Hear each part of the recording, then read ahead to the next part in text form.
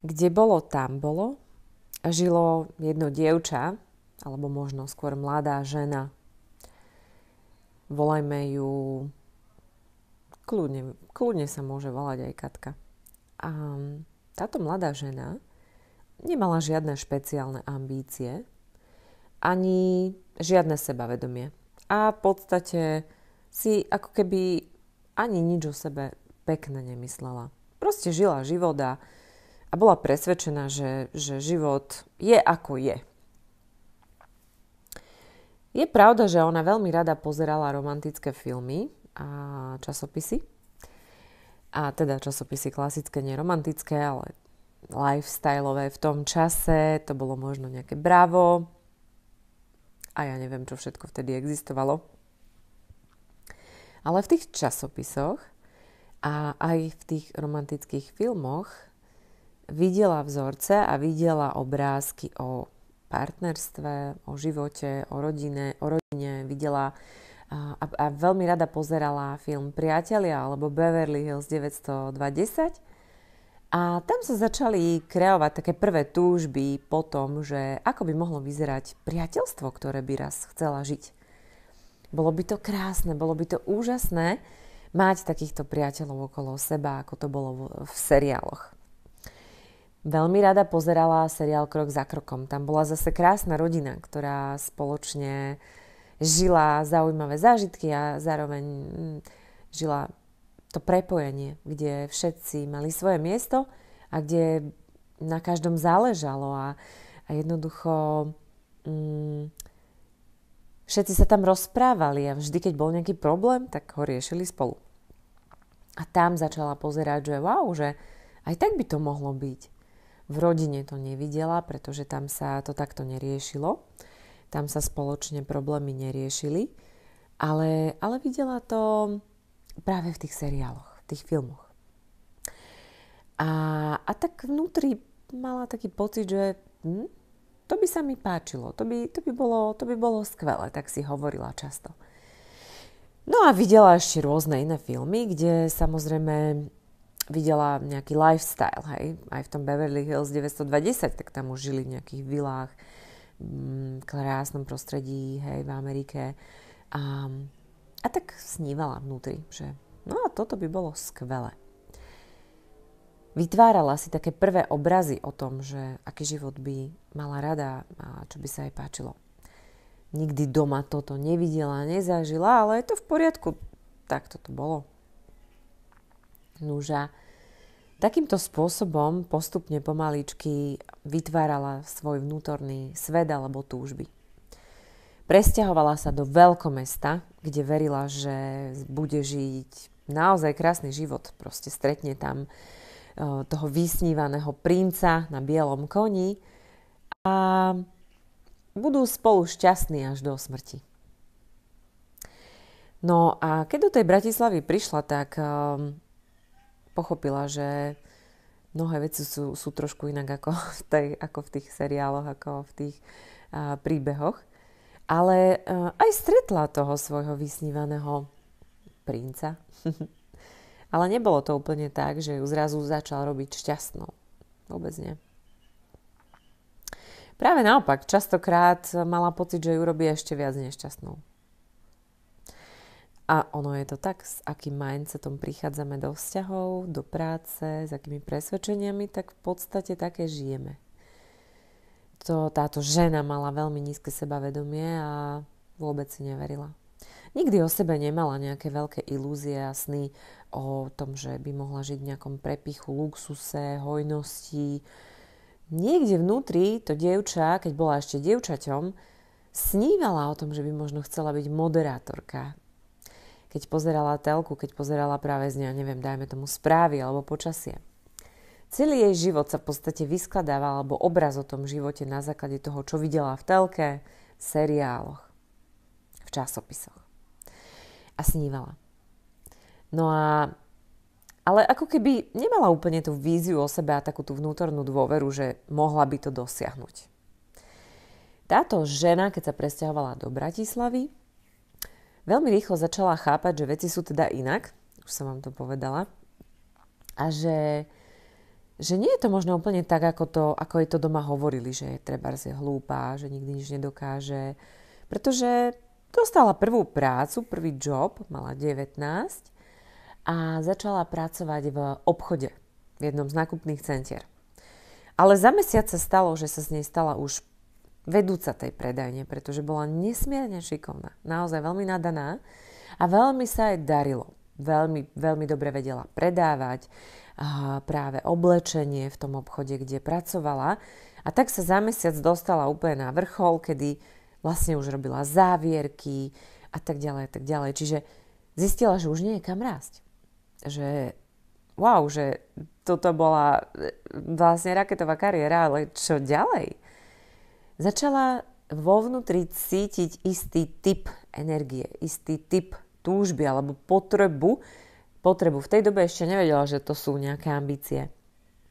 Len vedela, že už nemá kam rásť a vedela, že chce rásť. Že toto jej nestačí dosiahnuť vrchol takto rýchlo za krátky čas a čo ďalej. Ale ako to život vždy vie zariadiť, tak samozrejme stretla v tom čase priateľa, kamaráta, ktorý pochádzal z rovnakého mesta ako ona. A tak on jej vnúkol takú myšlienku, že pozri, moja manželka pracuje v banke a ty si taká šikovná a možno, že by si to mohla tam skúsiť. A tak sa rozhodla na podnet tohto kamaráta, ktorý v nej videl niečo viac, ako videla ona v sebe, aj napriek tomu, že túžila rásť, ale netrúfla si, a možno by sa nikdy netrúfla, ísť do banky, tak ako by ma mohli zobrať s mojím nízkym sebavedomím, si tak hovorila, že pre Boha, že v žiadnom prípade. Ale bol tu človek, ktorý jej proste veril a povedal jej, že nech to skúsi. Tak sa odhodlala. A čuduj sa svete, no samozrejme, že ju do tej banky vzali. Tak nastúpila. No a začala samozrejme od začiatku, od pracovníka za prepážkou, postupne. Za 5 rokov, ktoré pracovala v banke, sa vypracovala až na VIP manažérku, ktorá mala na starosti práve tú najvyššiu klientelu, najbonitnejších klientov. Ale popri tom už opäť pocitila, že jediná možnosť kam porásť práve v rámci banky bola buď ísť robiť riaditeľku pobočky, alebo školiteľku potom pre ďalších, pretože ďalšia meta bola ešte príliš ďaleko na regionálne riaditeľstvo, to ešte nebolo, bola veľmi mladá. A tak sa rozhodla, ale popri tom už k nej na pobočku častokrát chodila jedna žena a bola to finančná poradkyňa. A tejto Katke sa strašne páčilo, že táto žena má veľkú slobodu. Ale tiež si tak nejak veľmi netrúfla, že bože, iba sa tak spoza okna často pozerala na to, ako táto žena prichádzala na takých štekličkách s krásnou kabelkou, vždy usmiatá do banky vybaviť nejaké úvery svojim klientom. Ale nikdy ju nenapadlo, že aj ona by to mohla robiť. Až jedného dňa sa tak dali do debaty a táto žena jej hovorí, že nechcela by si niečo viac ako to, čo máš tu?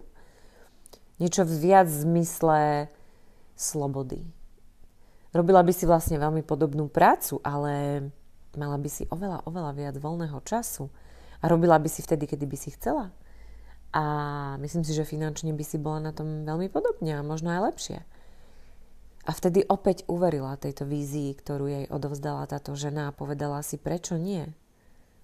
Možno, že by som to mohla skúsiť. Čo môžem strátiť?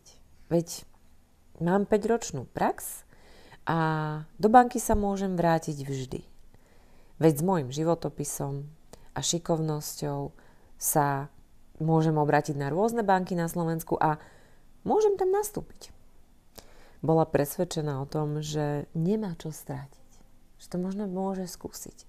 Pretože to bolo veľmi lákavé a tá prvotná, tá ponuka alebo tá vízia tej ženy sa jej začala páčiť. Postupne verejne jej rástla a rástla, až sa rozhodla, že teda je čas po 5 rokoch opustiť banku a skúsiť to vo finančnom biznise. Skúsiť to síce bez istoty, pretože v tom biznise nie je výplata raz mesačne, ale tam už je to naozaj spravodlivé, je to o tom, čo si odmákáte. A tak si povedala, OK, mám nejaké rezervné peniaze, idem do toho, idem to vyskúšať. Ak sa mi nebude dariť a zistím, že som naozaj nešikovná, potvrdím si to, čo možno ešte o sebe vnútorne verím, tak sa proste vrátim. Či už do tejto banky, či do inej banky. Lenže ako podala výpoveď, tak samozrejme zistila, že to nie je úplne také jednoduché a v banke sa jej len tak ľahko vzdať nechcú. Pretože bola naozaj veľmi šikovná. Veľmi rýchlo rástla, veľmi mladá, ale zároveň naozaj dokázala s ľuďmi veľmi krásne komunikovať. Pretože nikdy nerobila biznis pre biznis, ale robila to srdcom. Vždy jej na klientoch záležalo a veľmi často sa k nej vracali. A tak sa regionálna riaditeľka v tej dobe rozhodla, že jej dá ponuku. A tak jej povedala, že ja by som bola veľmi nerada, keby si odišla z našej banky a ja by som ti chcela ponúknuť riaditeľskú pozíciu. Ja viem, že máš 24 rokov, ale ja by som si ťa tu rada nechala a myslím si, že naozaj máš na to, aby si robila riaditeľku pobočky. Fú, tak toto bolo veľmi krásne. Opäť by ma možno úplne nenapadlo, že by som toto mohla robiť. A teda však iste vie, že hovorím o sebe celý tento príbeh. Ale opäť mi vnúkla a ponúkla víziu, ktorá bola veľmi zaujímavá.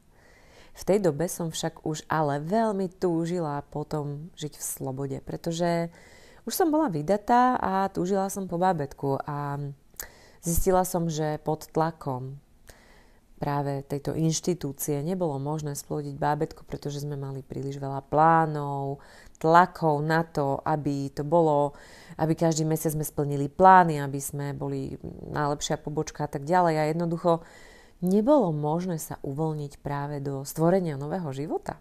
Bola som neustále v strese. A tak moja túžba bola skutočne mať viac voľného času, mať tú slobodu, byť viac voľná, viac sa venovať športu, manželovi a práve vytvoriť priestor pre ten vznik nového života. A tak som túto ponuku neprijala. Aj keď je pravda, že bolo to veľmi lákavé mať 24, mať na starosti pobočku, stretávať sa na veľkých poradách s riaditeľmi. Fú, moje egičko naozaj bolo veľmi potešené. Ale túžba po slobode bola väčšia a po bábätku bola ešte väčšia. A tak som odišla. Tak som z tej banky odišla a začala som pracovať ako finančná poradkyňa. A musím ti povedať, že opäť raketový štart, pretože som mala veľké skúsenosti z banky a vôbec z predaja, z komunikácie s klientami. Bola som šikovná a tak som naozaj veľmi rýchlo zapadla aj do tohto biznisového sveta, finančného poradenstva, kde sa mi veľmi dobre darilo. A opäť, čo sa stalo? Bábätko sa podarilo. Po 2 rokoch sa to naozaj podarilo. A tak som bola budúca mamina, šťastná finančná poradkyňa a tak som si krásne životom ďalej nažívala. Až jedného dňa si pamätám na to, keď som sedela s jednou klientkou, ktorej som spravovala všetky financie a finančné plány a bola to podnikateľka, veľmi úspešná, veľmi šikovná. Sedeli sme spolu na obede a povedala mi, že Katka, tak sa zadívala na mňa a ja na ňu, ja som bola ešte také mladé štenia a ona sa tak na mňa pozerá a hovorí mi, že Katka, vy budete veľmi zámožná žena. A ja som na ňu pozerala, tedy úplne prekvapená, ja som totižto takéto slovo nemala ani v mojom slovníku. A tak som bola taká prekvapená, že wow, že OK, fajn. Nejak som tomu extra nevenovala pozornosť vtedy, ale hneď ako som sa k tomu vlastne mohla vrátiť a bola sama večer v posteli a tak si hovorím tie slova. Vy budete zámožná žena, Katka. Poviem ti, že veľmi mi v tých ušiach znela táto veta dlho a znie veľmi častokrát. A opäť to bola vízia inej ženy o mne. A ja som si vtedy hovorila, wow, aké je to úžasné, keď vo mne vlastne aj niekto iný vidí to, čo ja v sebe nevidím. A ja som v sebe tieto vízie nemala, alebo nevidela som to, pretože áno, nechcem opäť, aby to vyznelo, že moji rodičia, hej, tie vízie vo mňa nemali, neodovzdali mi a tak ďalej, lebo nemali a ani nemali ako vedieť, že takéto niečo je možné, pretože tiež sami to nezažili. Ale zároveň potom je úžasné stretávať dobrých ľudí, ktorí vo vás veria, ktorí tie vízie o vás majú. A tak ja som sa k tej jej vete veľmi často vracala a vraciam veľmi rada a dnes sa na tie slová pozerám už inak. Ona to v tej energii, v tej mojej aure, tak to nazvem, videla, cítila, vnímala. A keby aj nie, keby to nebolo o mne, ale bolo to o jej pohľade na mňa, tak vďaka jej pohľadu na mňa, vďaka tomu, čomu o mne ona uverila, som mohla aj ja uveriť o sebe. Pretože som si hovorila, ak ona verí mne, že budem zámožná, bohatá žena, tak prečo by som nemala aj ja veriť sama sebe? Núža, ako život plynul, tak sa mi postupne tá vízia o mojom zámožnom živote, i keď je to naozaj slovo, ktoré možno ešte úplne neodráža tú realitu, ale pre mňa áno, v zmysle, ani nie tak bohatstva, hojnosti, v zmysle materiálnych vecí, ale často som sa zamýšľala nad tým, čo znamená slovo zámožný. Zámožný. Zámožný. Je to niečo ako zrak. Vieš, niečo za zrakom. Slovo zámožný hovorí vlastne, že je to možný. Vieš? Je to možný. Je to možné. Všetko je možné. Ale závisí presne od toho, čomu o sebe uveríme. Čo je tá vízia o nás samých. Či mám vôbec nejaké vízie o sebe a či si vôbec dovolím o sebe snívať. Sny. Nie o tom svete tam vonka, nie o tom všetkom, čo chcem, ale aká je vlastne moja vlastná vízia o sebe. A ja si myslím, že mám taký talent alebo taký dar vidieť v ľuďoch práve ten najvyšší potenciál. To, čo možné je. Pretože my sme všetci absolútne unikátne bytosti a ja si myslím, že každý máme svoj jedinečný špecifický dar a svoju špecifickú a jedinečnú energiu.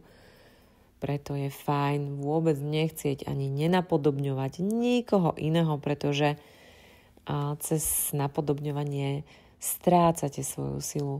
A tá vaša jedinečná energia alebo esencia je naozaj absolútne kľúčová.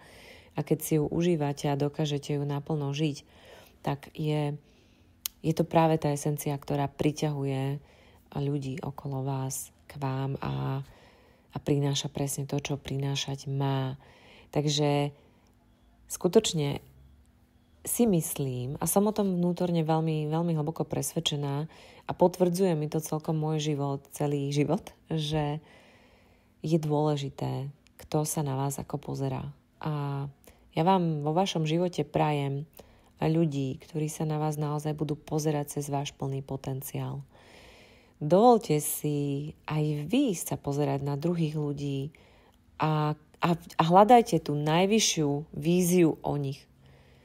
Hľadajte to najnádhernejšie a najlepšie, čo v nich môžete nájsť a povedzte im to, pretože možno oni nikdy by si to nedovolili sami o sebe myslieť alebo vôbec snívať v nejakých týchto potenciáloch, ale keď to budú počuť, tak to možno na malý moment pripustia, potom to nechajú tak a potom to s nimi časom začne pracovať.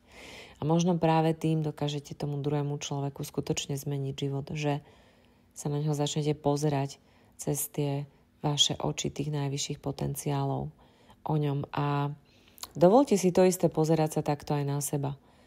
Skúste prestať hodnotiť samých seba, same seba cez nejaké filtre, alebo skúste úplne opustiť tie filtre, ktorým veríte o sebe A skúste sa pozrieť na seba v tých najvyšších potenciáloch a dovolte si ich do tých najkrajších, ísť do tých najnádhernejších vízií. Aké by to bolo, keby ste naozaj nemali limity? Aké by to bolo, a kto by ste boli, keby ste mali neobmedzený balík peňazí?